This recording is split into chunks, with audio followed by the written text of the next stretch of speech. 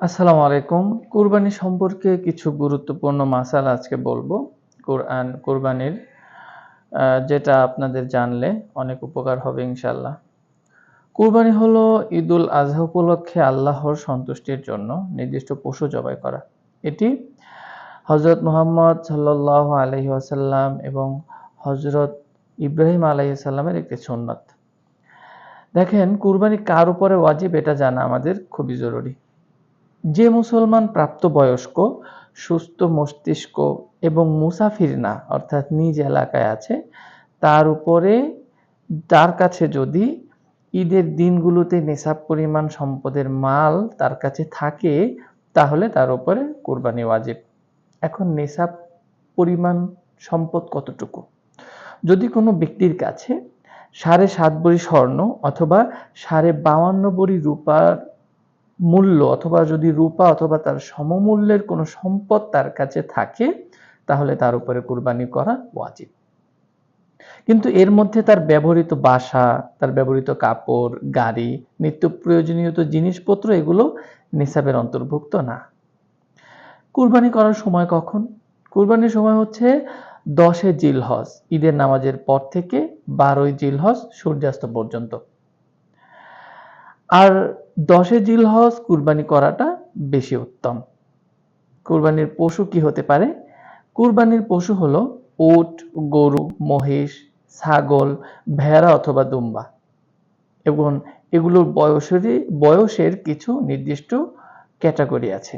উট যদি হয় তাহলে সেটা 5 বছর এবং মহিষ এবং গরু হলে সেটা 2 বছর আর ছাগল হলে 1 বছর। তবে ভেড়া এবং দুম্বা সেটাও 1 বছর, তবে যদি একটু মোটা তাজা হয় তাহলে 6 মাসেরও যদি হয় তাহলে সেটিও চলবে।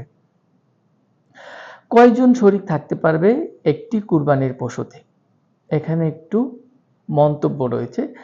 ছাগল এবং ভেড়া যদি হয়, ভেড়া দুম্বা এগুলো একজন দিতে পারবে। আর যদি গরু, মহিষ, উট হয় তাহলে সর্বোচ্চ 7 জন একটা উট, গরু এবং মহিষের মধ্যে নাম দিতে পারবে। সব শরীকের নিয়ত যদি আবার ইবাদতের জন্য না হয়, অর্থাৎ যদি কারো নিয়ত এমন থাকে যে কিনা শুধু মাংস খাওয়ার জন্য কুরবানি করছে তাহলে সকলের কুরবানি নষ্ট হয়ে যাবে। দেখেন যেসব পশু দিয়ে কুরবানি করা জায়েজ না সেগুলো একটু বলি। যদি কোনো পশুর এক চোখ অন্ধ থাকে অথবা খুব রোগা থাকে অথবা খোঁড়া থাকে, কান অথবা লেজের বড় অংশ যদি কাটা থাকে এবং এত দুর্বল থাকে যে সে হাঁটতে পারে না অথবা দাঁতের অধিকাংশ পড়ে গেছে, এমন যদি হয়, সামান্য ত্রুটি হলে কুরবানি হয়ে যাবে, কিন্তু এই উপরোক্ত বিষয়গুলো যদি বেশি হয় তখন তার কুরবানি ওই পশু দ্বারা হবে না। এখন দেখেন কুরবানি করার সুন্নত নিয়মটা কি? জবাইয়ের আগে পশুকে পানি খাওয়ানো, কেবলামুখী করা, ছুরি ধার করা এবং অন্য পশুর সামনে জবাই না করা।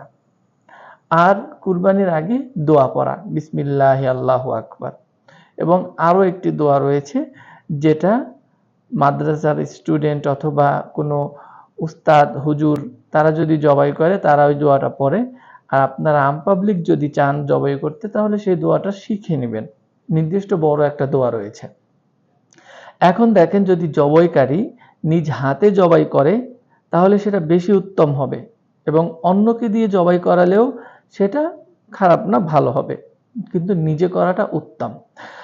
কুরবানির গোশত বন্টনের ক্ষেত্রে মূল 3টা ভাগ করা হচ্ছে মুস্তাহাব। একটা নিজের জন্য, আত্মীয় স্বজনের জন্য এবং গরিব মিসকিনের জন্য। তবে সবটুকু গোশত নিজে খাওয়াও যাবে এবং সবটুকু গোশত আপনি গরিবকে ভাগও করে দিতে পারবেন, এতে কোনো সমস্যা নেই, এটা জায়েজ আছে। কুরবানির চামড়া নিয়ে একটু মাসালা রয়েছে, কারণ চামড়া বিক্রি করে নিজে টাকা খরচ করা এটা জায়েজ না। আর গরিব দুঃখীতে দান করে দেওয়াটা জায়েজ, তবে মাদ্রাসা এবং এতিমখানায় দেওয়াটা বেশি উত্তম। কসাইকে যদি পারিশ্রমিক হিসেবে গোশত বা চামড়া দেওয়া হয় তাহলে কিন্তু জায়েজ হবে না, আলাদা টাকা দিতে হবে। মৃত ব্যক্তির পক্ষ থেকে কুরবানি, মৃত ব্যক্তির ওসিয়ত যদি থাকে তার সম্পদ থেকে কুরবানি দিতে হবে। নিজের পক্ষ থেকে নফলভাবে মৃত বাবা মায়ের নামে কুরবানি করা জায়েজ এবং সওয়াবেরও কাজ এটা, সেটা আপনারা করতে পারেন, কোনো সমস্যা নেই। কুরবানি না করলে কি হবে? সামর্থ্য থাকা সত্ত্বেও কুরবানি না করাটা গুনাহ। কুরবানির ওয়াজিব হওয়ার কিছু গুরুত্বপূর্ণ মাসাইল। স্বামী স্ত্রী দুইজনে আলাদা সম্পদে নেসাবে পৌঁছালে উভয়ের উপর কুরবানি করা ওয়াজিব। যদি স্বামী স্ত্রী আলাদা আলাদাভাবে যদি তারা নিজে ব্যক্তিগতভাবে এক নিসাব পরিমাণ সম্পত্তি তার থাকে তাহলে। এখন দেখেন, সন্তান যদি মানে বয়স্ক প্রাপ্ত এখনো হয় নাই, সন্তানের উপর কুরবানি তাহলে ওয়াজিব হবে না। যদি ঋণ থাকে, ঋণ বাদ দিয়ে যদি নেসাব পরিমাণ সম্পদ থাকে আপনার, তাহলে কুরবানি ওয়াজিব হবে। এখন আবার অনেকের প্রশ্ন থাকে যে কুরবানি সংক্রান্ত কিছু ভুল ধারণা অনেকের থাকে, সেটা আগে বলে নিই। শুধু এক ছেলের উপর কুরবানি ওয়াজিব, ভুল।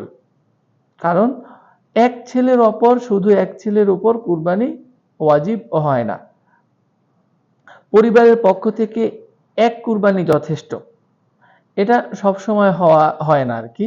এটার দিকে আপনারা নিকটস্থ কোনো আলেম অথবা যদি কোনো ইফতা বিভাগ থাকে, সেখান থেকে আপনারা নিজেদের ব্যাপারে যে মাসালাগুলো আছে সেটাকে সহজ করে নেবেন এবং জিজ্ঞাসা করে নেবেন। এই ভিডিওর উপরে নির্ভর থাকলে হবে না। মৃত ব্যক্তির নামে কুরবানি দিলে নিজেরটা হবে না। কুরবানির ফজিলত, এখন দেখেন, এক হাদিসে এসেছে কুরবানির রক্তের প্রথম ফোঁটাতেই গুনাহ মাফ হয়।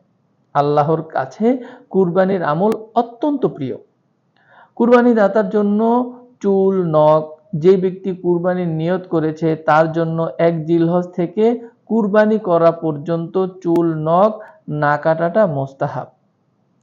এখন দেখেন, আকিকা ও কুরবানিতে শরীক থাকা, মানে আকিকা এবং কুরবানি যদি একসাথে দেওয়া হয়, এক গরুতে কেউ আকিকার নিয়ত করতে পারবে, এটা জায়েজ আছে।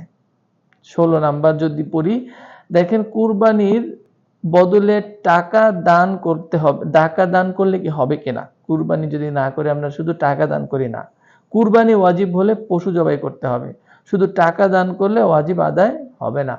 আবার অনেকের প্রশ্ন, অনলাইনে বা অন্য দেশে কুরবানি, বিশ্বস্ত প্রতিষ্ঠানের মাধ্যমে কোনো দেশেও কুরবানি করা, অন্য দেশেও কুরবানি করা জায়েজ আছে। আরেকটা প্রশ্ন হলো, কুরবানির গুরুত্বপূর্ণ আদব কি? দেখেন, পশুর সাথে ভালো আচরণ করা, জবাইয়ে কষ্ট না দেওয়া এবং রিয়া, লোক দেখানো থেকে বেঁচে থাকা, নিয়ত খাঁটি রাখা, এগুলো ভালো। এখন আপনাদেরকে সম্পূর্ণ কুরবানির একটা সংক্ষিপ্ত চেকলিস্ট বলে দিচ্ছি। নিসাব আছে কিনা, সময় ঠিক আছে, পশুর বয়স ঠিক, ত্রুটিমুক্ত পশু, আল্লাহর নামে জবাই করা, গোশত বন্টন এবং চামড়া দান করা।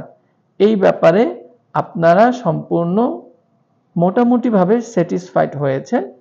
এখন আপনাদের যদি আরো প্রশ্ন থাকে কমেন্ট সেকশনে জানাতে পারেন, অথবা যদি নির্দিষ্ট কোনো সমস্যা থাকে, আপনার মনে যদি কোনো রকমের প্রশ্ন থাকে যে আমার বিষয়টা আরো ভালোভাবে জানতে চাই, তাহলে আপনি নিকটস্থ কোনো ইফতা বিভাগে প্রশ্ন করতে পারেন। আসসালামু আলাইকুম ওয়া রাহমাতুল্লাহি ওয়া বারাকাতুহু।